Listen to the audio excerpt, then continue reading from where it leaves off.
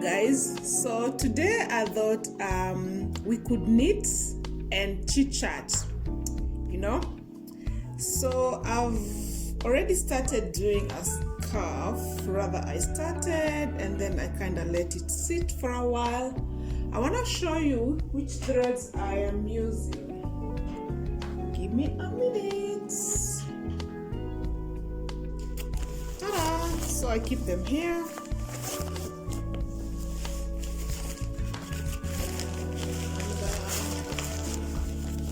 What is inside. So I have this and I have this, so I'm mixing two, right? So these are the ones knitting threads that I'm using. Knitting, not kneading. Kneading is bread.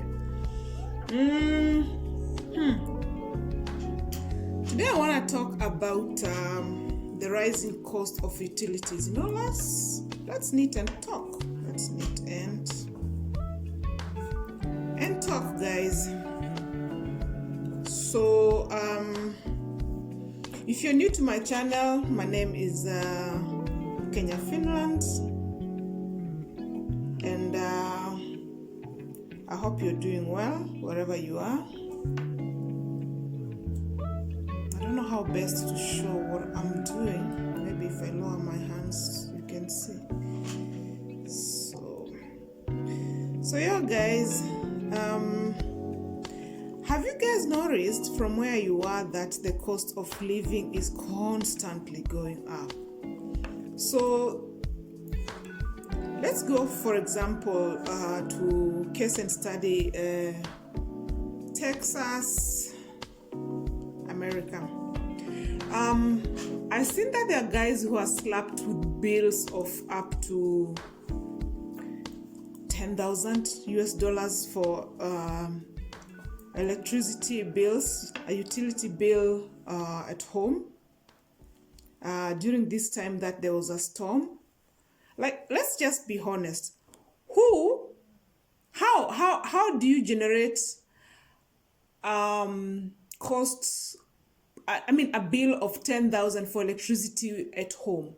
I mean, it's not like a factory, It's just that it just shows us what capitalism can do to people, So the owners of the companies feel like it's okay to charge that much. Just a minute. Yeah, sorry about that. So the owners of these companies feel like it's okay to charge that much for electricity bills. I've read stories that some of these people who receive those bills are like pensioners who have resorted to selling their homes in order to raise $10,000 to pay an electricity bill of 1 month. Like, this is where I always draw the line that capitalism does not go hand in hand with social justice. On the side, I'm sipping on my smoothie. It's so unfair. Like, it's just taking advantage of people who have calamities. So you imagine this person needs to pay for his house repairs, because we all know majority of the people's houses were destroyed. So you have to struggle with the repairing your home with your pension money, and then offsetting a bill of $10,000 for a month, and you probably did not even sleep in that house during the stormy days. How is it justifiable? Americans, how do you justify that? I'm a great ambassador of social justice, and when I see things like that, I just feel triggered. It's like, why are companies doing that? It's just the same way. I mean, this is a different case and study, but when you go to a private hospitals for very simple treatment, and they feel the need to charge you absolutely ridiculous amounts of money, I feel like that's taking advantage of a situation when people are in dire need. And I I believe even before the eyes of God, that is not justifiable. It's not even right. It's just basically, and you know what? What goes around comes around. There's no way you can tell me it's justifiable to charge someone an electricity bill of 10,000 US dollars. Where do you think they're going to get the money? Okay. So I've also read that the cost of electricity, not electricity, but basically fuel and gas is going up in most parts of the world. Kenya, it has gone up 5 shillings per liter of diesel and petrol, I believe, and paraffin is 7 shillings. And of course, everybody is complaining. I understand it's a trend when the economy has been low. When it starts to pick up, cost of fuels goes up per barrel everywhere. It's a global thing going on. And that has a trickle effect to general population as usual. But I was just wondering, like, what else is going to be affected? I saw on the news yesterday in Kenya that guys were complaining that the trains are still allowed to carry the same number of passengers they were carrying, while PSVs, like the small public buses, are not allowed, have been asked basically to half the number of passengers they were carrying. So how is it justifiable that trains can carry as many people as they want, but PSVs have to carry half less? Continue paying the government the same amount of taxes. The fuel prices are going up. They're not allowed, well, they're allowed, but they're not expected to increase the fares because most people have lost jobs. So if they increase fares, how will people be able to pay for this fare? Number one. Number two, I'm thinking about people who want to travel and go and see their family. You know, after all this time, people have been separated from their loved ones. So how will people be able to travel with buses for long distance, you know? Like if you work in Mombasa and you want to go to, I don't know, Marsabit to go and see your family, or to or Makueni. No, Makueni is closer to Mombasa. Let's say Garissa and stuff like that. Like, it's expensive. How are you able to afford? How are you supposed to afford that? I feel like it's unfair for these people. All right, so let's continue the session. I was just trying to find the right angle of filming, you know. So yeah, that's what I was just thinking, like, how is it justifiable for some of these companies to do that? I feel like it's wrong. Anywho, for governments, I feel like governments can do so much to also like cushion that effect. Even though we know inflation is coming in and cost of living is rising and everything, but government can definitely like reduce the fees that they expect from business people, and remove some of the fees and put some regulations. Because I feel like if there's no regulation on prices of services and commodities, people who are on the lower bottom of the scale in terms of economy are going to become very poor. Like, object poverty is going to become a thing of the norm again, you know. In the 21st century, object poverty had been reduced so much, but I feel like we are going back to those days of object poverty if nothing is done. Yeah, but how are you guys affected in your home countries? Have you been subjected to increased fees for utility bills, food? You know, I went to buy cooking oil and I realized the cost of cooking oil in Finland has increased so much. You know, fruits, especially imported fruits, some like avocados in Finland. The other day I bought one ripe avocado for €2.22 from KCT Market. I thought I was dreaming. I said, what? How about people who are jobless? How about family people? How are they able to afford it? Like, I mean, I know I'm complaining, and I should, but I was just thinking, how about if someone has a family, like you have four children, and you want to make for them, or you want them to eat avocado? How much do you have to spend to have 4 children and 2 adults to enjoy avocado? You know, it reminds me back on the days of poverty where a parent would buy one orange and cut it into 4 or 5 pieces. I mean, 4 or 6 pieces, so that the entire family is able to share one orange, just to ensure that everybody gets a bit of vitamin C.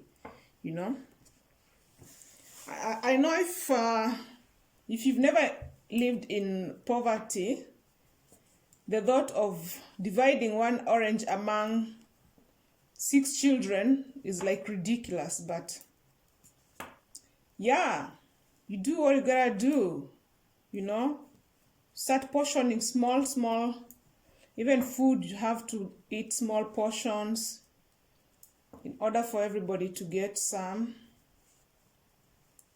I don't know what this crisis is doing for you, but I just feel like government needs to check on these utility bills, food prices, so it's not too ridiculous, you know. Yeah, so that's the other thing that was on my mind. Today they are swearing in a new Tanzanian president, a lady president, rather female president. I'll insert a small clip of her swearing in. I don't remember her name very well. I don't want to pronounce it wrongly and butcher it. It's not fair. Actually, let me look it up. Just a minute. Samia Suluhu is the new president, and we wish her well. I pray that God give her wisdom, like the wisdom he gave to Solomon, to be able to lead the people of Tanzania well and bring more success into their lives. So, otherwise, how you guys doing? How are you killing boredom? What are you doing with yourself? Are you spending more time outside? How are you feeling? Are you working out? Personally, working out, not so much. I feel like I need to get back actually to working out. Like, I want to go for a walk today because the sun is out. It looks so good. But I know it's still cold. That's the irony. Sun is out, but it's cold. So, yeah. And, of course, I'm trying to do different things. I knit, I bake, I'm learning how to paint nails. I showed you guys in my other videos. I want to start a segment which is about just painting nails and talking about life and especially women affairs. Yeah, I think that would be dope. You know, like we paint nails and then we talk about women bodies, hygiene, health, hair, relationships, investment, especially investment for let me give you just a small snippet of my ideas about investments. As a Kenyan living in Finland, And how I experience investment issue also when I go back home. So I'll just touch on it lightly because I can discuss it at length then on my segment of painting nails and chit chat, something like investing as a black woman investing as a black woman of African descent in Europe. Yeah. Let me tell you some of the challenges I have incurred just quickly. Okay, let me draw a landscape of how it looks like. So you make money, obviously you go to work, you make money, and you think, okay, I'm able to save 500 euros a month. I want to invest it somewhere so that it's able to give me some kickback, yeah? And then think, where? Of course, you go to our biggest friend, Google, and Google tells you, go to invest in mutual funds, bitcoins, and these blockchain currencies, real estate, blah, blah, blah, blah, blah, blah. You know the drill. Now, let me tell you some of the challenges as a black woman, and I'm talking from experience that you're going to be experiencing or that you should expect. This market is not a market you're familiar with, because like me, I come from Kenya, so I'm not very familiar with this market in terms of financial systems. So how they do things is new to me. So the first obstacle is you learning and trying to understand how the system here works, like what are the rules, government rules governing which systems. If it's mutual funds, how do they pay returns? How much tax do you have to pay to the government? I understand capital gain tax in Finland is 30%. So if you invest in mutual funds, from the benefits, you have to pay back around that money, that 30% of your returns. Like it's a bit tricky. It's not so straight like in Kenya. In Kenya, I know capital gain tax is 15%. I know which companies sell mutual funds. I know which companies have a good history, which are reputable. I know from experience. I know from referrals. I know from seeing people I know investing in those companies, reading news growing up and everything. You come to Finland and you're like, oh, where do you start? Which companies? What are these terminologies they are using? That's the next thing, actually. They use such tough terminologies that you don't understand. You don't understand. Like, what are you talking about? And it's there where you get lost, because if you don't understand the terminologies and you have to sign a contract, so what are you signing up for? What guys, as a foreigner living in Finland, trying to invest in anything, even buying a car, is such a nightmare, because unless you know cars, bruh, you'll struggle. Like, you always have to go find someone who knows cars to use their wisdom in deciding for you which is the best car to buy, because you go and speak to the natives. Yeah, they're explaining. I'm telling you, they're explaining, but you ain't getting nothing. You don't understand much of what they're saying, like, break it down like you're speaking to a 2-year-old. I don't get you. I don't understand. I'll give you funny experience. So I want to look at this property. I was just interested. I was curious. I said, it's good to always know what's happening in the world and in the markets. What bad thing would happen anyway? You know, if you go and check out a property, here are the terms and conditions. Just good to expose yourself to what's going on. So me, I saw a property online being advertised. I sent the lady or the agent, we call it an email. I said I was interested. Can I book a viewing and stuff? And yeah, no problem. So yeah, so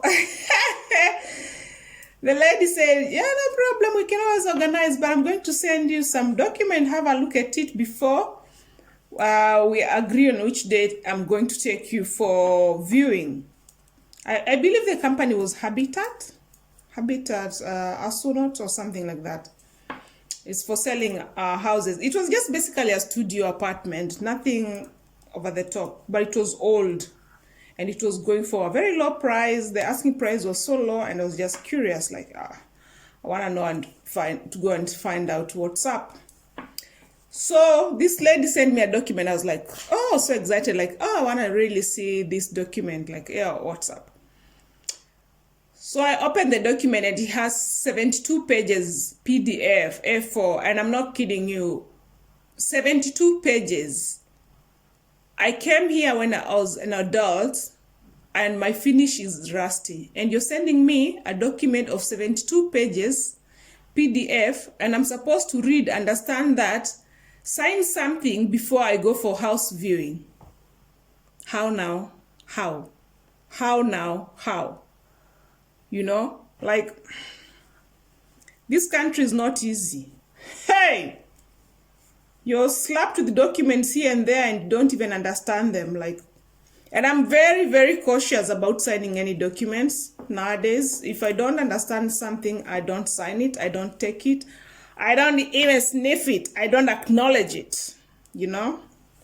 Say, this is a joke. Or so I just let that slide like that.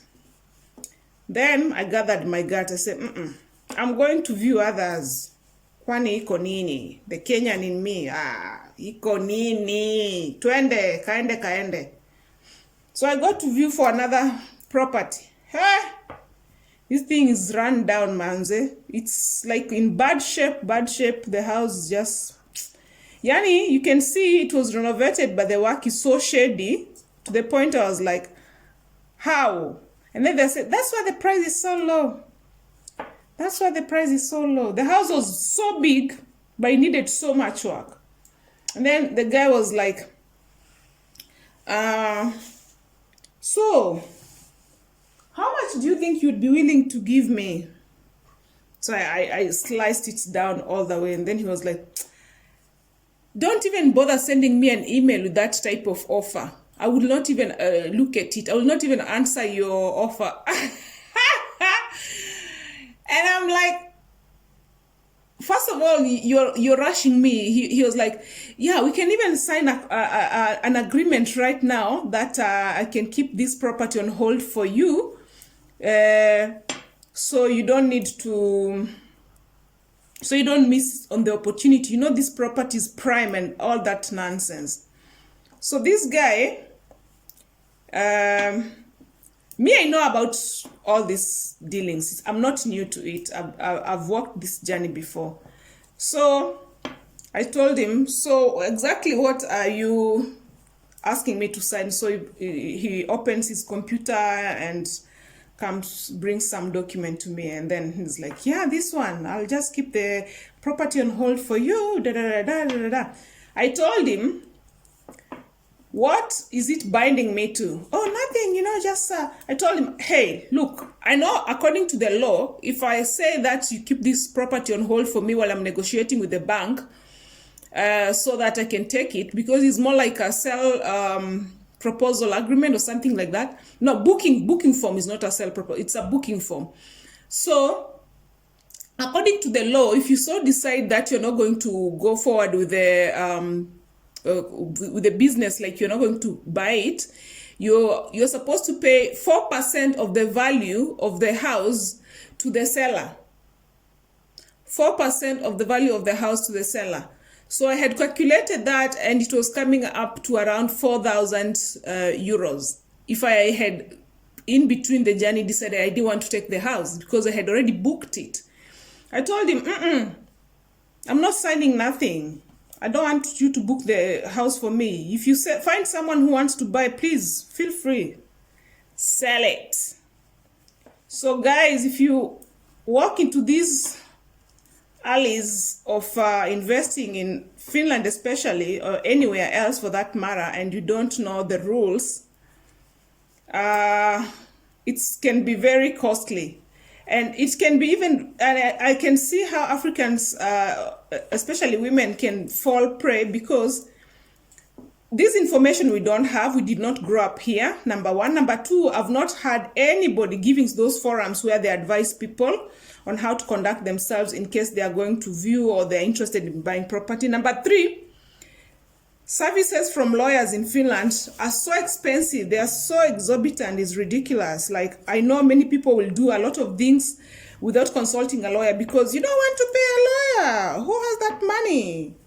A lawyer, just for consultation, they'll ask you for around, I don't know, 200, 300 minimum. And that is the one who's doing you a favor per hour. You know, hourly rates, 200 euro, 300 euro.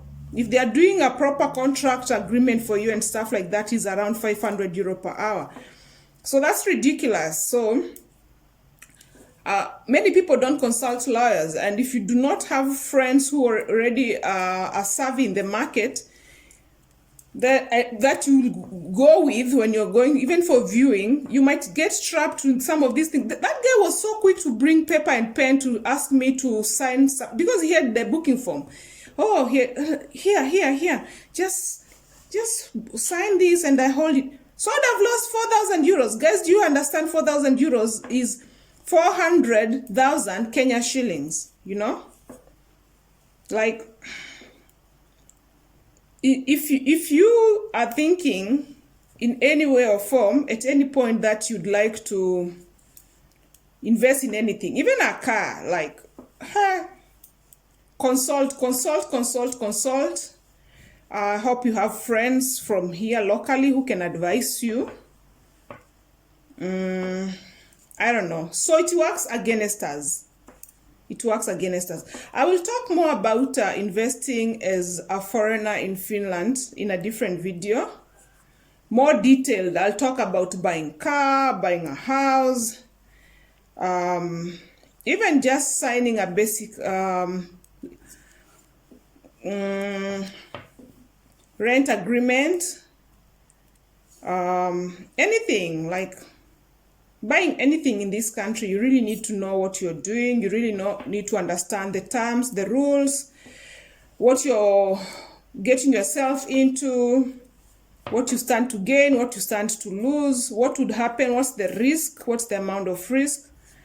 Because I've come to realize majority of Kenyans living in Finland do not involve in this economy in terms of investment because of some of these things.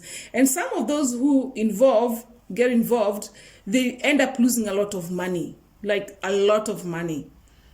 So the game is different. Like in Finland, you're likely to be sold legit property, but it might have so many faults and it might have so many upcoming renovations that have already been planned for, or that they already know are coming and they don't want to disclose to you. And you need to know how to get this information technically.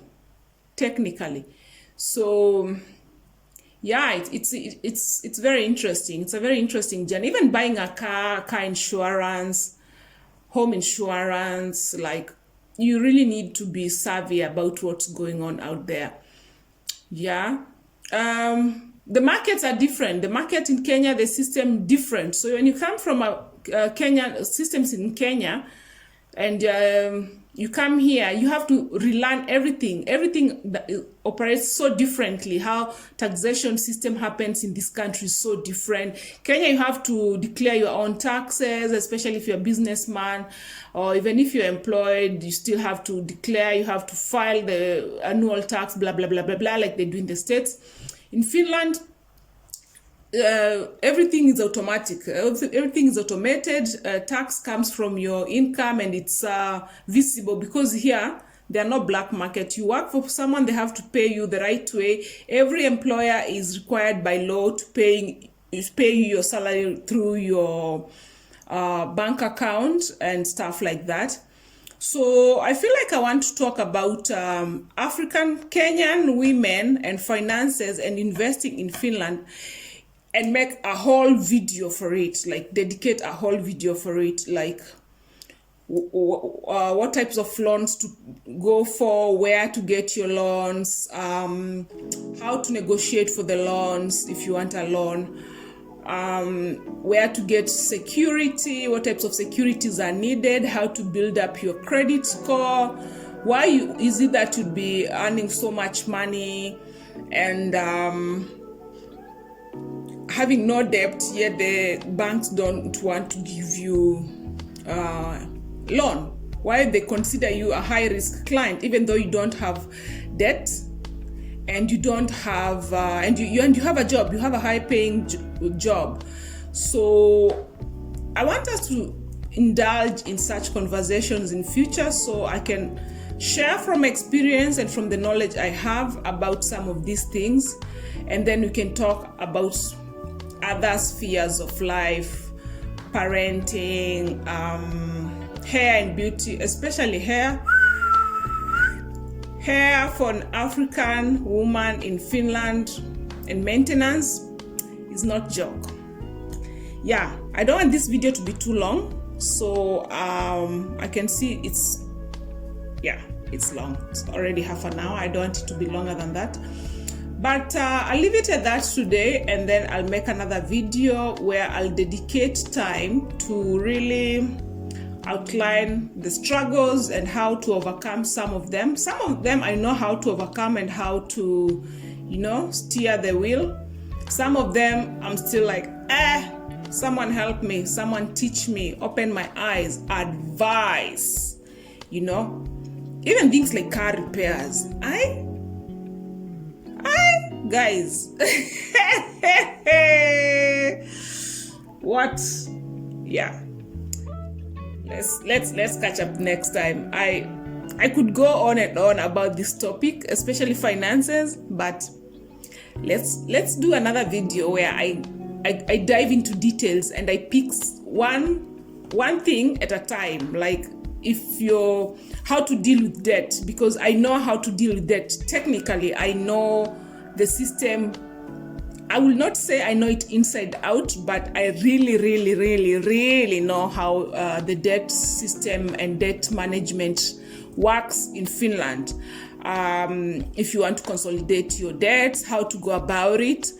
If you want to get aid from the social office, if you're overdebted and you're working, how to go about it, and what are the prerequisites, and how to avoid debt traps. I can really advise about some of these things, because I have the real tea, chai motto, so I can advise Kenyan women on that, or men, or anybody who's interested to know on how to manage debts and things like that, because it's very easy to fall into a debt trap in Finland. So it's one of the easiest.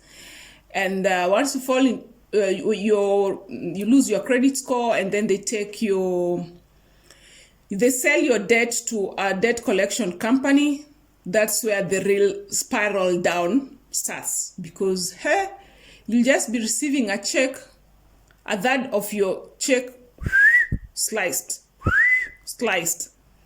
and you'll find it very, very hard to progress in terms of building yourself again, investing, traveling, supporting people at home, even investing in yourself. If you're thinking about going back to school, like, you'll just find yourself in such a funk. So let's talk about that. In fact, let's talk about, let me do the next video about debt management, debt control in Finland, especially for Kenyans or any immigrants who do not know how the system works, what are the options, how to go about it. And I can also walk you through the journey on how you fall into debt in Finland. So let me do that video next time when I do a video. But for today, let's finish there. I see the sun is shining. Oh, sun is out, sun is shining. And I want to go and walk out a little bit, get some fresh air. It's also good for my psyche. Today was day 2 of train strike. My God, that's a story for another day. But yeah, so be good to yourself, be kind to yourself, be good to your neighbor, help where you can. If you've not started doing something for hobbies, especially like knitting a scarf, guys, when this scarf is ready, you see the colors, it will be so cute, you know. It's so cute. It's cute already, but I imagine when it's like ready and it's thick and warm. And the best thing is, I was buying this wool, this knitting wool, when it was on what they call poismyynti. Poismyynti is like when they are like doing the last sale to dispose of clearance sale, and each was going for €1. And this is like how many years back? 2 years back. It's just that I've not been using them. That's why I always say, when you find something good on sale and you have time to, like, you don't want to use it right away, but it's not perishable, and you know it's something you can use in future, buy it. See, it keeps me busy. I know I'm making something cute, and at the end of the day, I'll be wearing it and I'll be like, branded by Kenya, Finland, ooh, and enjoying my own hard labor. Like, why not? Why not? So this was just €1, and I bought, I believe, like 6 or 8. Yeah. Anyway, let me wind up here. Thank you for watching as usual, and signing out. Bye bye.